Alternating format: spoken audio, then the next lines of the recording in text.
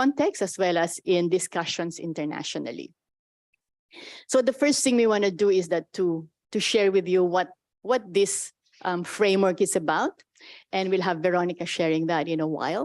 But we also want to have some discussions. And here we are going to try a short, to have much more input and sharing is we'll divide up the room in 3 groups. Let's see how that works. So we have like a concentrated discussion in 3 sessions. And we'll also have an online group, hopefully, depending on how many we have online. So again, thank you for joining us. Yeah, so I guess I just want to start us off then with asking Vero to start with a presentation to share what the framework is about. And then from there, we can have the discussion. Thanks. Over to you, Vero. Yeah, sure. Thank you very much, Chad. Hope you can hear me. Can you? There? Yes, yes. Yeah. Thank you. Great. Good morning, good afternoon, good night, everyone. My name is Veronica Ferrari. I am APC's Global Policy Advocacy Coordinator. I live and I'm based in Buenos Aires. I'm in Buenos Aires in Argentina now. So it's late in the night, but not that late. So happy to be here to, as Chad was saying, the idea is at the beginning to present you briefly this framework we developed, and then to have a conversation with you about a gender approach to cybersecurity and also the challenges in implementing such an approach in the region. So it's great to have the opportunity to share this framework we put together with the Asia Pacific community. So basically, from the research and the initial mapping that we did at APC, we found that it was first difficult to find gender references in cybersecurity policies, and also it was even more challenging to find like a roadmap or guidance on how to incorporate the gender perspective to cybersecurity policies.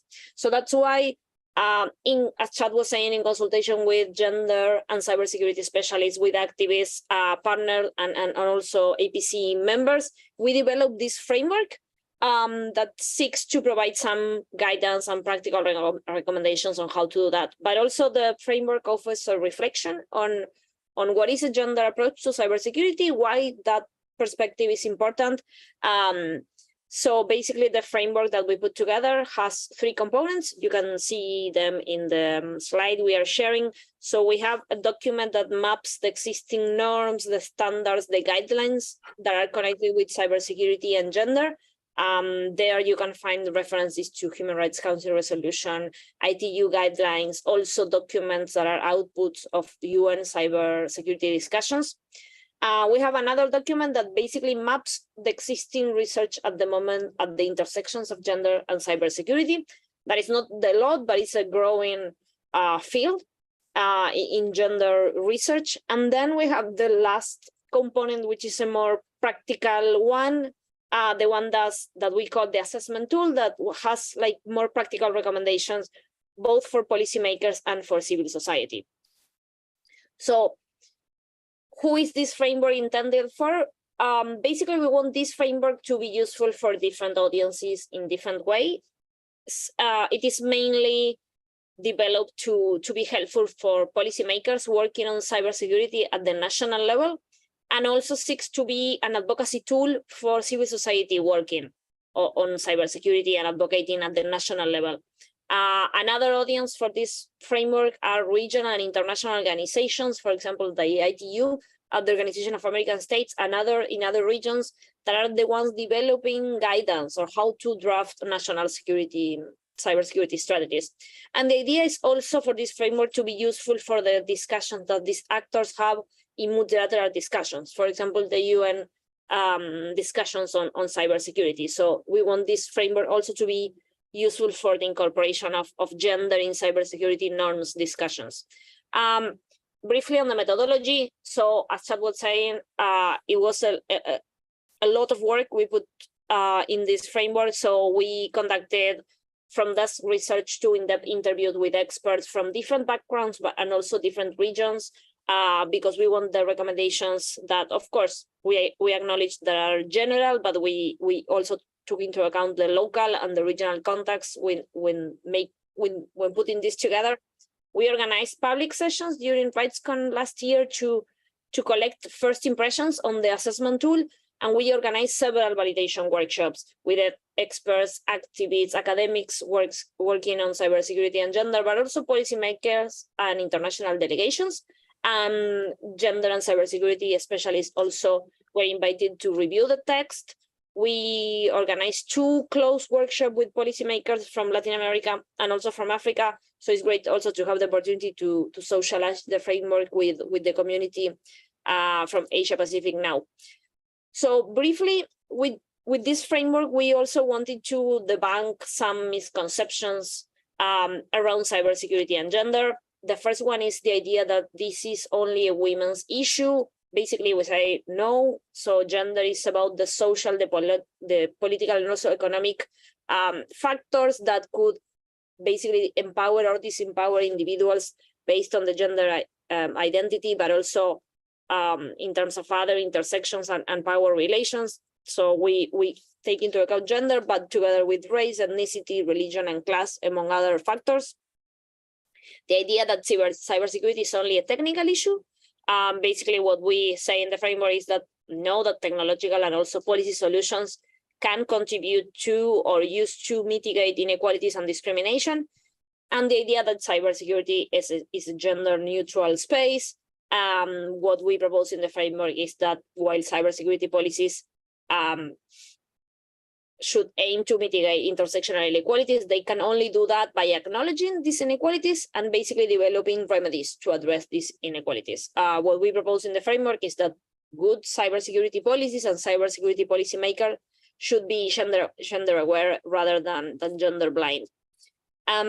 So all in all, what is a gender approach to cybersecurity, or what we understand by a gender approach to cybersecurity in this framework? Is an approach that is about understanding and also addressing the differentiated risk needs faced by complex subjects in the context of cybersecurity. It's an approach that should be explicitly intersectional, acknowledging gender together with other factors that cause discrimination.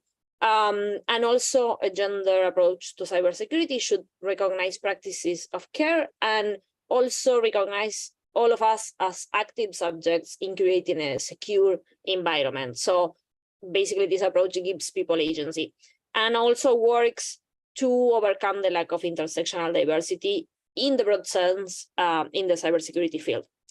So this is what we call like critical nodes of a gender perspective of cybersecurity. So main issues organizations and actors working on cybersecurity and gender are focusing on, from the gender gap in the cybersecurity field, that also includes cybersecurity policy discussions and also the workforce in the industry connected with cybersecurity, the dimensions of gender-based violence in cybersecurity, and also the differential impacts of cyber incidents, but the vulnerabilities to cyber attacks, among other critical aspects. All these aspects also intersect. And coming to the end of the presentation, so why a gender perspective to cybersecurity is important. What we propose in the framework is that the goal of this approach is basically to impact the greatest number of people in all of their diversity and complexity. And this is a systemic approach that without such an approach, large segments of the population basically are left vulnerable to cyber threats. And without such an approach, critical decisions about cybersecurity will be made basically only on assumptions and partial or incomplete information. And as a consequence, both national security and also human rights will be basically affected. So very briefly, but we have this, which is the assessment tool, that is the most practical component on the framework. Basically, is where you will find the most concrete recommendations and advice on how to develop a gender approach to cybersecurity and how to incorporate that in the discussions that you are having in your own country. As I said before, so recommendations here are general and need to be adapted to be meaningful to particular contexts. And this is one of the things that we want to discuss with you all today. And the focus is on the policy development process. and at the national level, but also, as I mentioned, we want this framework also to be useful to some of the global cybersecurity discussions. So really quickly, we have these 3 stages of maturity in the framework we put together. We build on a framework that was put together by the Oxford University. So in these different stages, that probably the discussion in your own country is a combination or a mix of these different stages. But the idea is to have, for example, in the startup stage, is where what's needed is to raise awareness among the different stakeholders of the importance of the gender approach to cybersecurity. So there are some practical recommendations connected with how to understand the national cybersecurity risk and threats from a gender perspective. Also, how another recommendation is connected to analyzing the existing legal frameworks and policies, and to map the government's knowledge and engagement at the moment with international debates on gender and cyber, but also on cybercrime or internet governance, for example, at the APrIGF. So in the other stage, which is the formative stage, is where the main focus is to include the aspects connected with a gender approach to cybersecurity in the policy and the action plan.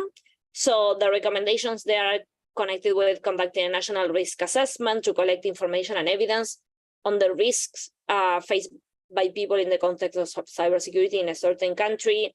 Also, it's about how to put together participatory mechanisms and consultations so organizations and individuals can input to this policy discussion, and also to engage together with authorities in regional and global forums connected with cyber and gender.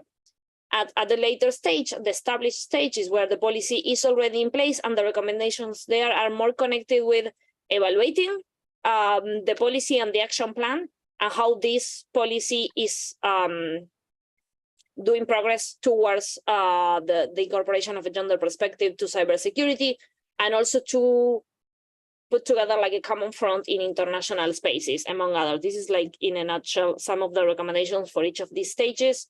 And this is the vision. Basically, after these 3 stages, the gender perspective is considered as strategic in cybersecurity by all stakeholders, has a tangible impact on the infrastructure in the face of attacks, and human rights in cyberspace have been strengthened, and the country has become like a champion regarding gender perspective in cybersecurity at regional and international levels. So this is the framework really in a nutshell, and some of the main recommendations. But yeah, I encourage you all to check it. It's already available at APC website, and I can share here in the chat in Zoom the link. But basically, we wanted to present and socialize this framework with you, but the main objective of the session is to discuss with you some of the main issues that are there. Basically, we want to propose to have like a breakout activity, and to, in the first part, take some minutes to individually reflect on what are the crucial factors that a gender perspective to cybersecurity should consider in the region. Also, what are the main obstacles and challenges associated with implementing such a perspective in the region, and also any thoughts on how this framework could be useful to bring a gender perspective in your own work. And that could be also an opportunity to share, I don't know, what else is needed to bring this perspective, or what future work at this agenda could do. And then the idea is to share in the group and discuss collectively. And then we have a last part where one person per group will share some highlights in plenary. So the idea is to have 1 or 2 online groups, depending on how many people we have in the room at the moment. And then, as Chad was saying, everything is set up for the in-the-ground discussion in the groups. So we will have 20 minutes for that, and then we will come back in plenary. So yeah, over to you, Chad, Carlos, Gladys, and all. And we will stay here with Pavitra to facilitate the conversation in the online groups. Thank you, Vero. Thank you very much. Yes, so we will try this, right? It's not the best setup for dividing people up, but I think we can do this. I mean, we've done worse. We've done more difficult jobs. But before that, maybe I can allow for, a few questions, Vero, just to clarify if there's anything that you want to ask about the framework itself, because that was like a rapid 10-minute, framework, which really will not necessarily be enough for you to absorb everything. But is there any question about the framework that you'd like to ask for the next 5 minutes? And then we can divide up the group. There you go, out there at the back.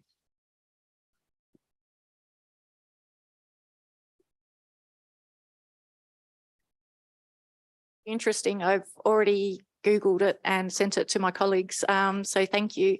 I'm just wondering if you've had any industry response to the framework. What is some of your challenges? What ideas could you have to help us introduce this type of framework for discussion? Thank you for the question. Any other question so that we can just have one response? Okay. Yes, here. Gladys.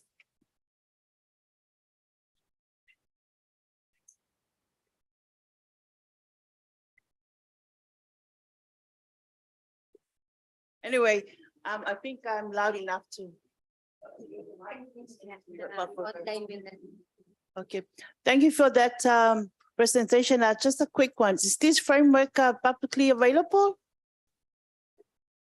Yes. Can you share it with us, please?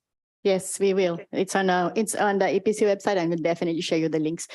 So Vero, can you respond to that question, please, about the industry response? Yeah, sure. Thanks so much for the question. Yeah, as Chad was saying, the framework is online, and I can also paste it here in the group chat. And I have the URL in the last slide. I will share that. It's not the best. Regarding the industry engagement, I think is one of the issues that we have in the next steps section.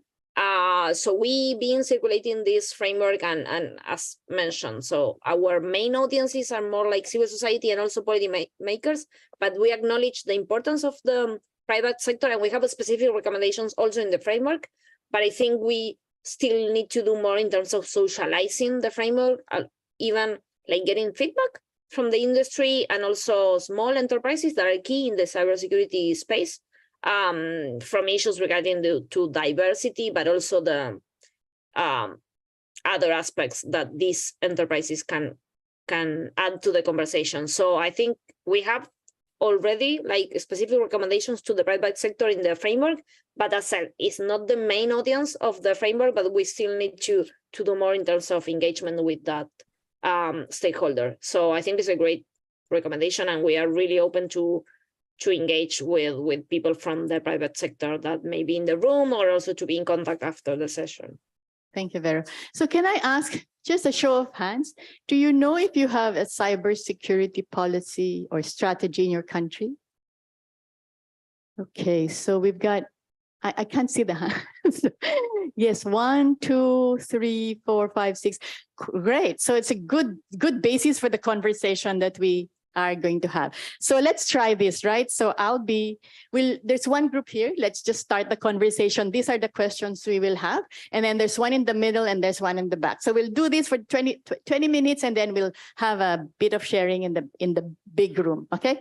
Just gives us a more chance to talk to each other, okay? We won't use the mics. We don't need the mics for the group. So one here and one with Gladys, and the other one with who are APC colleagues with Carlos at the back. Here, we're gonna have one of the breakouts, another one with Gladys, another one there with Chad. So maybe you can turn back. Vero, I'm setting up the room for us.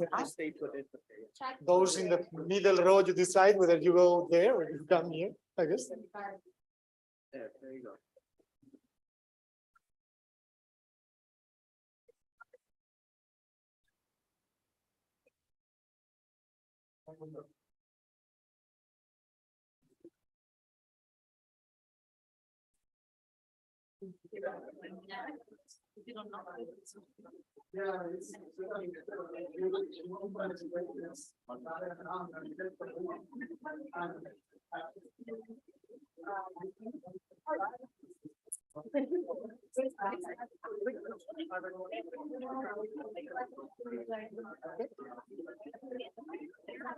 So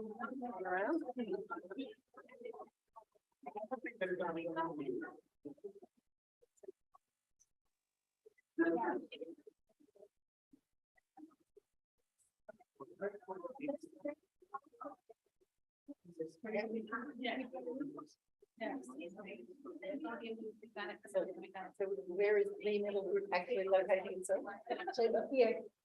Right. Okay, so I'm not out of the group, it's on here. Yeah. Okay, good. That sounds like a plan. It's a sit down part of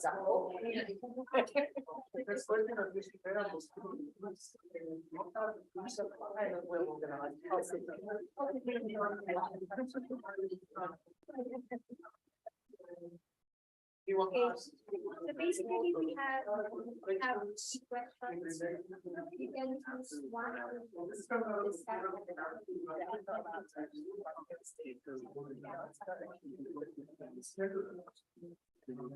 Is anyone here the it's in the framework.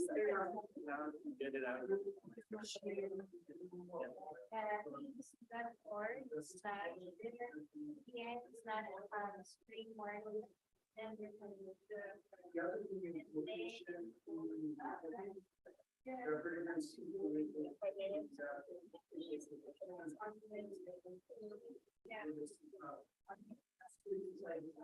we actually have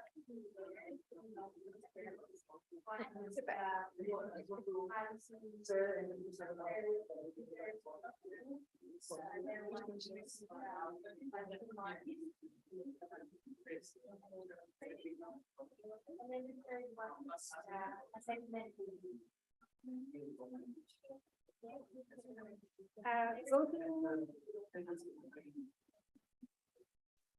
APC.org.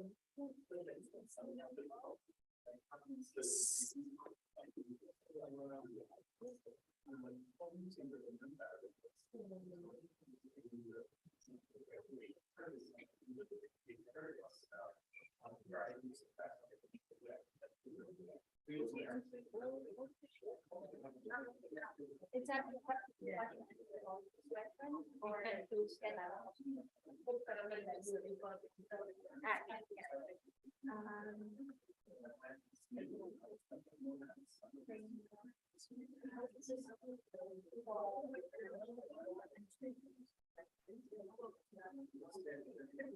okay, so the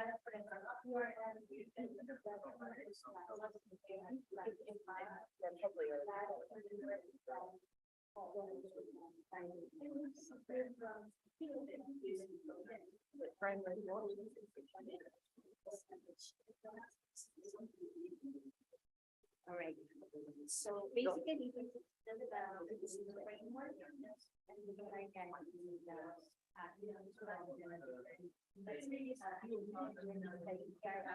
we all talk that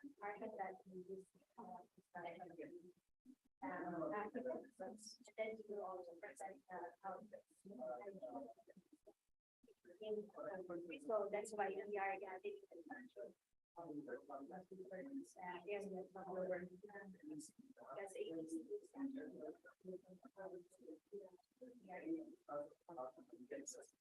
we have this draft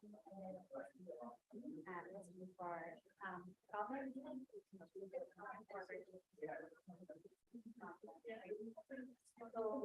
so in your if you have read the framework is what are the crucial factors when the gender perspective cybersecurity.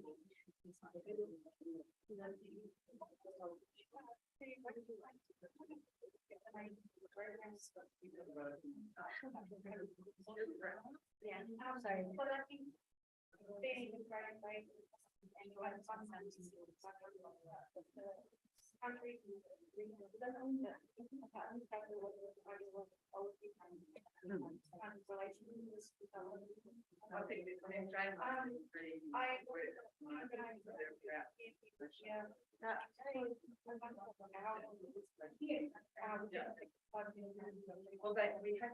To announce some of them.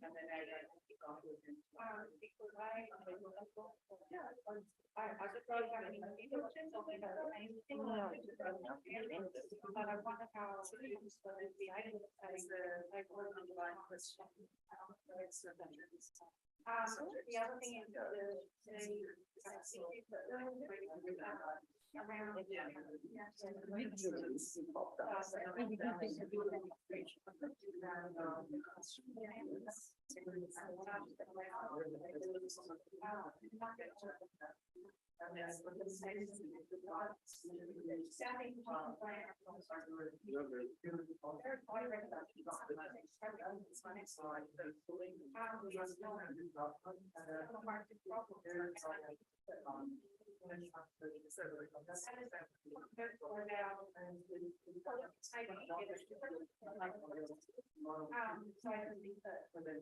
Sorry, for her question, then if you consider female journalists standard using part of the cybersecurity.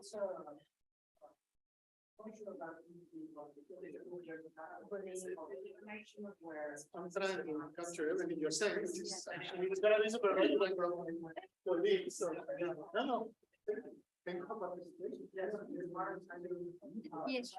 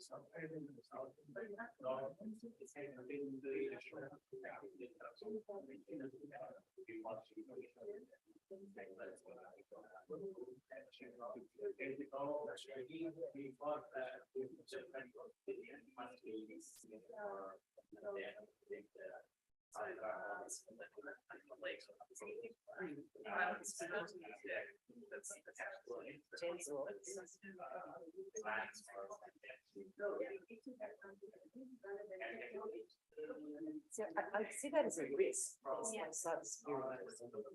It's a social aspect of, in this case, mental value, but also probably geopolitics and business and professional sort of other complications of things happening in the scope of other things under these circumstances. So the real risks, but I just don't think there's cyber.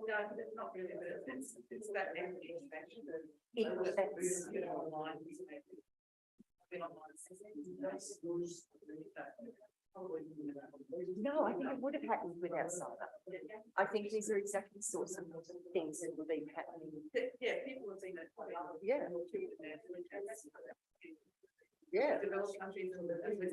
Yeah. Any number of women every week, everywhere.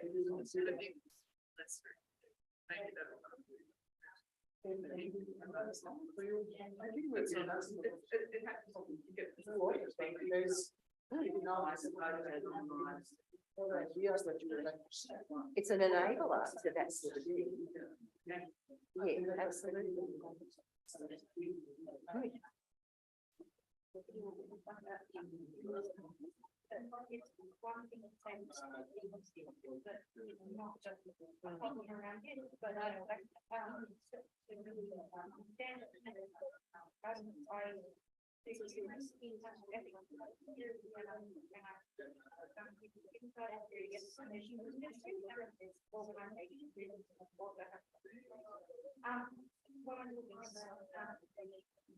again, the industry, organizations that what is interesting is you know actually not so people understand that so when I was saying so many thing relationships and relationships see I believe that open up that conversation, but sometimes men will feel, I don't know if they feel people seeing that they were doing there's that emotional change about those questions. And so I think that a lot of people, their understanding and feeling that value within an organization, people who being exploited, people who may have been attacked because of some of their activities, also some of the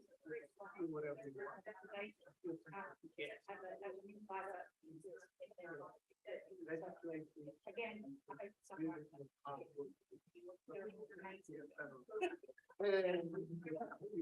was super.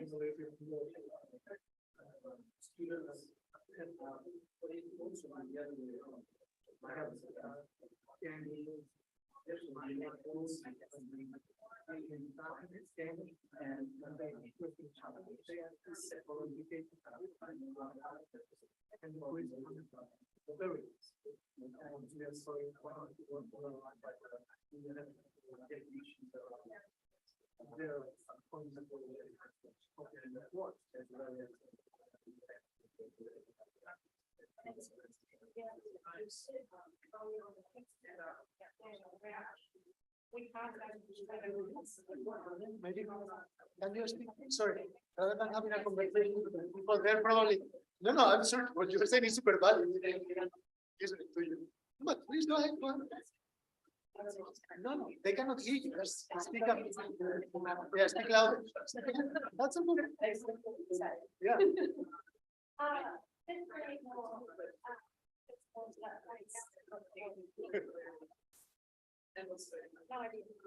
Sorry. I didn't want to. Can we find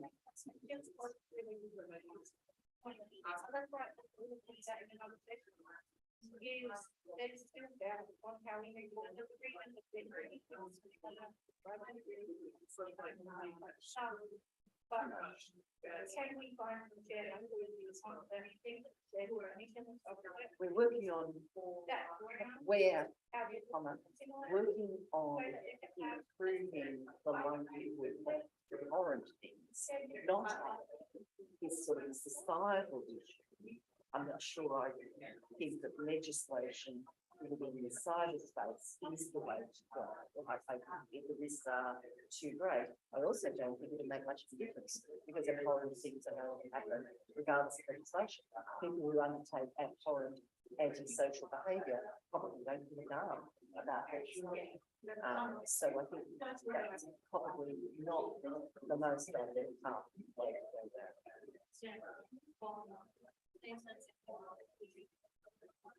Yes,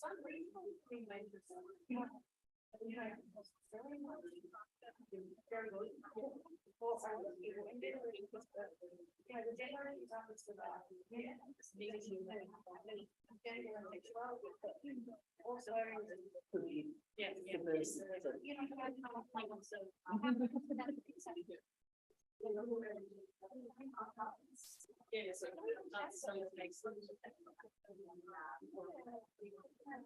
Payment in Vanuatu pay.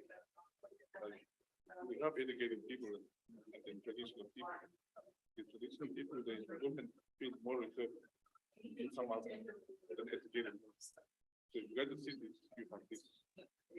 So if you go to the island, you know, that's one of the obstacles, which is inherent already in society, and the traditional society and advances. So maybe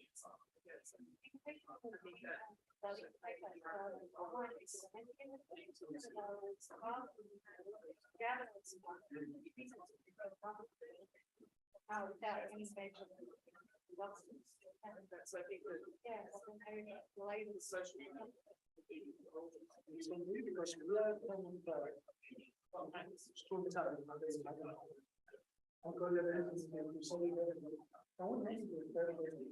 how can instrumental and useful to bring this gender perspective and before, because some of you have Sorry.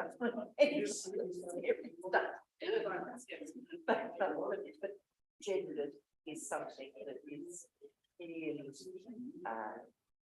more triggering and whenever there's change and we've got a society isn't particularly well balanced and respects all parties, regardless of their gender choices or their actual assigned genders. Notice I'm being very careful there because people are also making choices about gender and assignments. And if people are confronted by that for whatever good reason they may have, that application that is referring to is a weakness, and that's the responsibility of the enablers of those applications.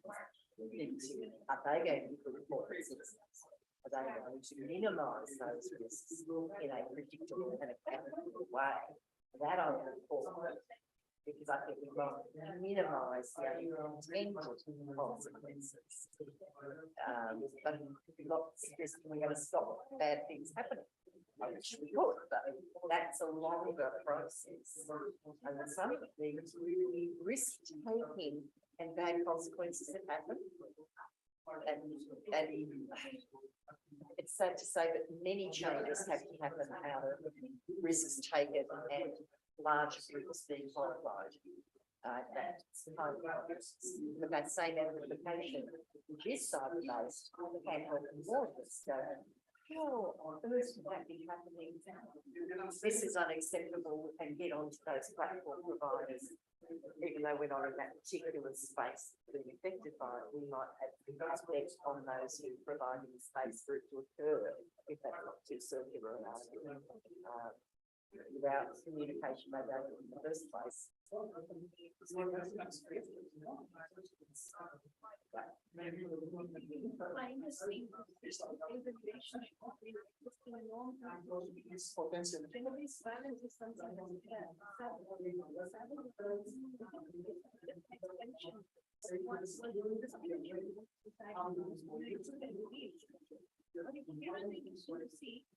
Those behaving communities have a relationship with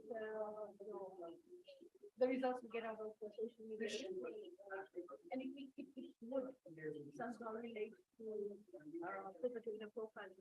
If there is a relationship with social listening, perpetrator profiling, if it goes right back to the community, are these the same people? Or are these maybe people who are probably the so-called monsters in the people who say, I don't care. We go out. Some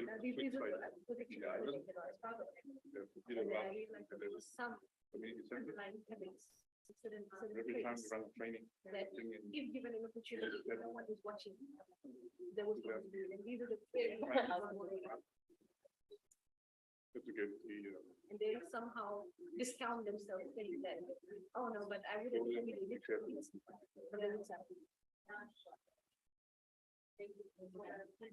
Yeah, that's a very real risk. Somebody who is easily to have their switch flipped by what looks like a popular view when it's not as popular as they might think, just fits their current interesting frame of thinking.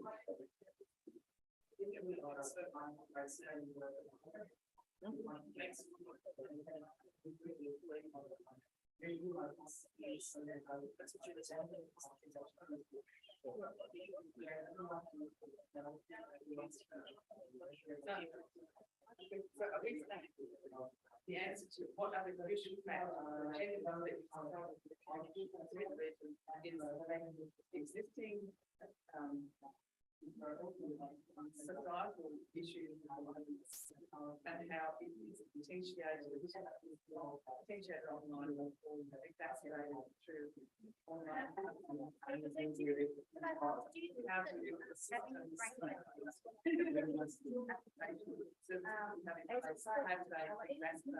What do we call it? Cybersecurity. Because And maybe what can be done to modulate those. they have that they've got the literacy behind it, and then they've got the training and assessment.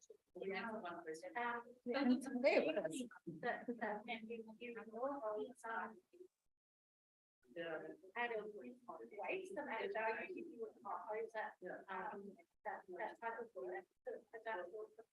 Yeah. Education is certainly across the line, we're not getting access to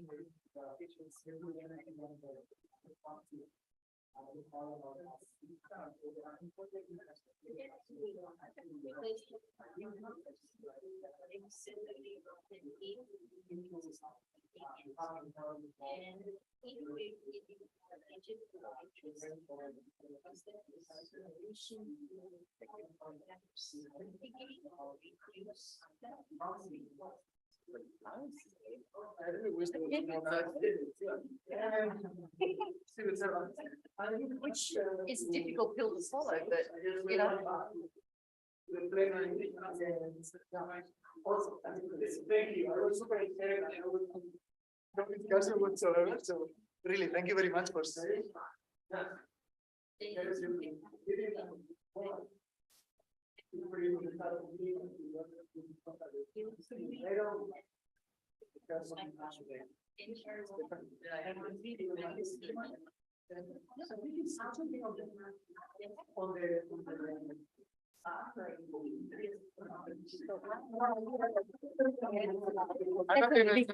We got difficult question.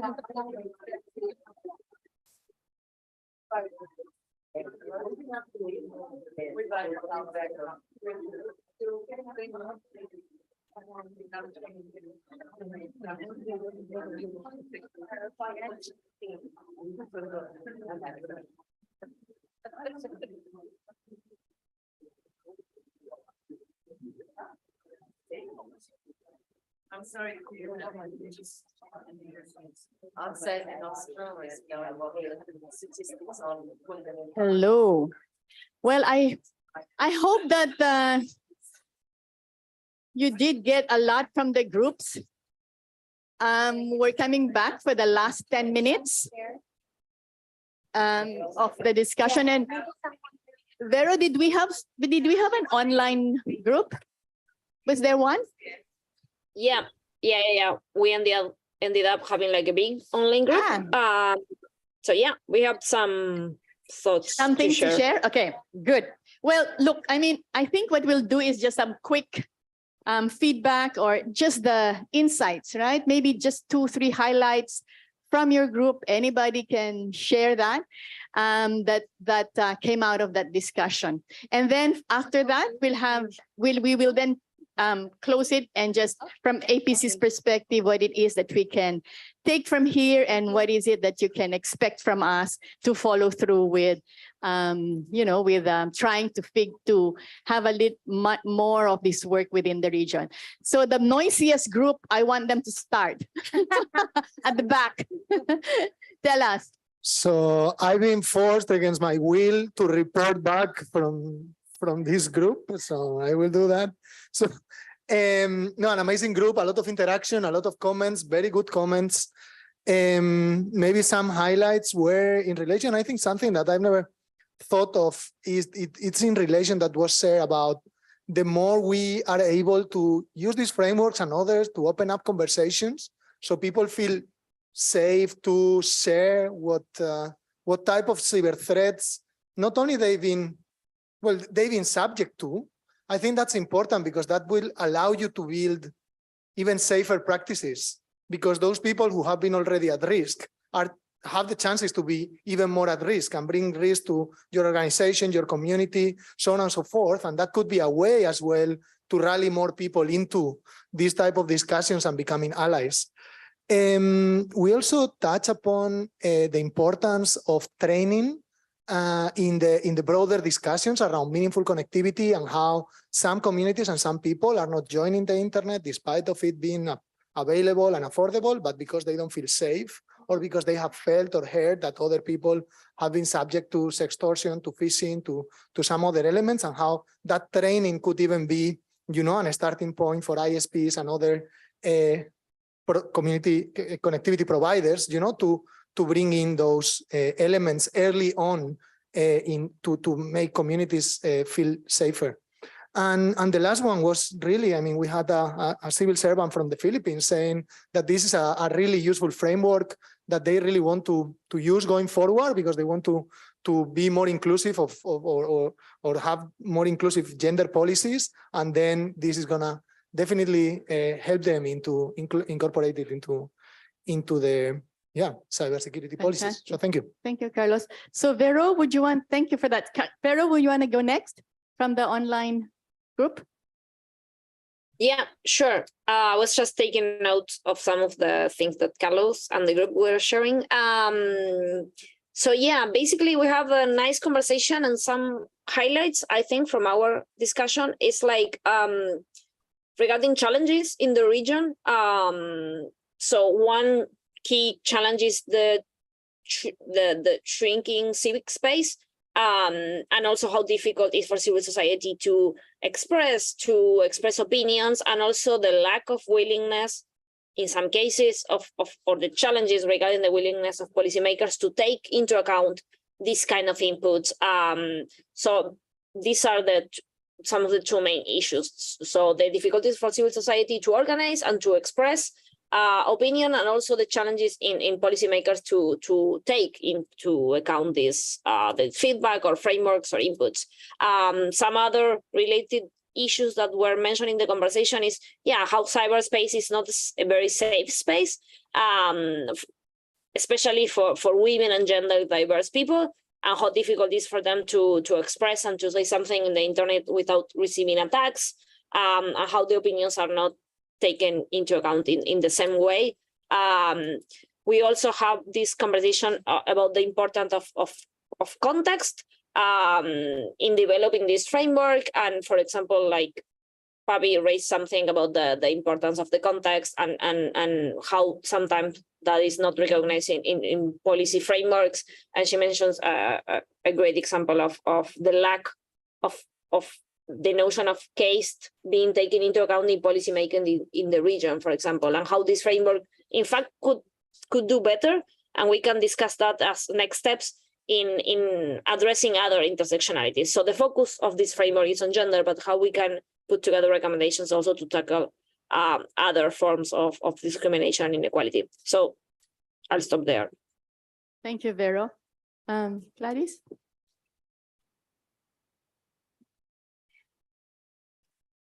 Thank you. Thank you so much. I'm going to try and summarize what we collectively discussed. The crucial factors can sometimes be technology-enabled gender-based violence.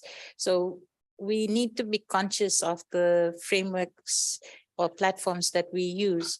I can share a couple of stories that might be very shocking to hear, but in the Pacific, we've had cases where women that are working in ICT have been encountering violence, and this is when things are put on platforms like social media and it's taken out of context, that there is no time for debate or rational thinking at that moment. So we realize that it can take a path whereby the woman actually faces violence in a very unlikely situation. So one thing that we noticed is there's a greater risk for women in this field in terms of pushing the agenda for gender perspectives. And it also makes us realize that before technology, there's actually existing areas that needs to be resolved, whereas technology enables and also sort of exhibits what's already existing in society. So those crucial factors also provides us with obstacles that we need to really do a deep dive and actually try and see if we can resolve that. So cybersecurity in itself, whilst it's great in the technology space, but in the existing physical space right now, gender perspectives are something that we really need to resolve that systematic biases that exist in the workforce as well. And this framework could be useful in bringing that unconscious bias into perspective and resolving that. But I do also like to call upon my sisters and brothers that have been in part of our group to also share in case I've missed out any of those points. Yeah, fantastic. Thank you. Thank you. We didn't actually assign anyone in the group. So does anyone want to step up to share 1-2 insights? Okay, no, I'll try, right? I'll try. Okay, so we had a good conversation. We had about 5 countries, and in the 5 countries, they're like different stages, because I was looking at the stages, right, of cybercrime policy strategy. So there's country that had already had a policy, some had strategies, but none had any gender. So that, I think, sort of shows that is consistent with some of the research that we've done. I think the other thing that came up is that it can be a useful tool, but there's a but there, because you need to find the entry points that could open up spaces, because at the moment it's not necessarily understood as part of gender, as understood as part of cybersecurity, cybercrime. It's quite narrow. There are different policies also in the countries that may not necessarily, that could be related, but sort of addressing some of the issues that that can be much more coordinated. There's also different agencies that relate or deal with this separate, or these issues separately. So I think those were the ones that have been raised. There's interest in the framework, so we will definitely share that. But I think that also it's the same as you've said, that different context, right? And we need to take that into account when we're trying to open up these discussions, to really understand what the context is, so that we then see what would be useful in the countries. But there are some few examples that were sort of like highlighted, that was raised yesterday. For example, the work of cybersecurity and bringing more women in. So that was something we could look at, as well as small victories, but will help us. I think the other point was the point about also thinking about are there emerging issues that we can already think about, so that this framework can also be useful in really addressing that, or even so it's sort of like before the harm happens. Yeah. So are there those issues? And I think that we can also look at as part of thinking through this, how to use the framework. So those were the, yeah, I mean, if there's anything else that you'd like to raise with this last group, that would be great. Okay, the clock says 15 seconds. 12, 11, 10, no. Okay, so anyway, I mean, I think we could maybe go on for maybe 2-3 more minutes. It's lunchtime. I know you might be hungry, and also our people up at the back, we don't want to, you know, postpone the lunches. But is there any 1 or 2 insights in the room that you want to raise? I will take those comments, and then I'll hand it back to Vero to tell you what we're going to do, what we can do from APC side. Anything? 1 or 2? Okay. Okay, Vero, over to you to just lead us to what next, and then I'll close it up. I don't want to take a lot of time. People want to have lunch. I want to go to bed. So basically, a really concrete next step is that I think the feedback that we are having here about like making the recommendations in the framework more connected with a different context, more contextual. I think that's a really interesting input, and is part of the work that we plan to keep doing. So we are having these regional conversations here at the IGF in the Asia Pacific community. We are going to have one in Africa. We've been having like meeting with policymakers also in Africa and Latin America. The idea is to have a follow-up conversation also at the global IGF in Japan in October. So the idea is to bring these regional conversations to a global one, and to think how these discussions can be incorporated into international cyber norms discussion. So that's a really concrete next step. And I really encourage anyone that has interest to reach out to APC to see how you can actually use this framework, incorporate to your own work. If you are working with, you are part of the public sector, but also from the private sector. I think that wasn't a really interesting point, but the participant at the beginning, how to engage with the industry, how to make this framework accessible and available and useful for them too. But basically it's about like making this tool useful, and also to continue receiving feedback and socializing it. So yeah, happy to keep the conversation going. And thanks so much for joining today, and thanks for the colleagues on the ground. So Chad, nothing else from my side, over to you. Thank you, Vero. Would you like to sort of go to the next slide so that we can have the resources? I think you said it's all in the next slide. Yeah, so that because people were asking how to get hold of the framework. So yeah. Let me see. Okay. So anyway, so please go to the apc.org. All of those three documents are there for you to download. If you are interested very specifically to do some work, please just approach us, and we can then continue that conversation, and we'll definitely, be in touch with you.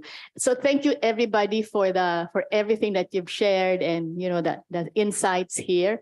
And yeah, I hope you have a good lunch. And you've earned it. We've all earned it. Okay. Thank you so much. Thank you. Hello, everyone. Just some brief housekeeping.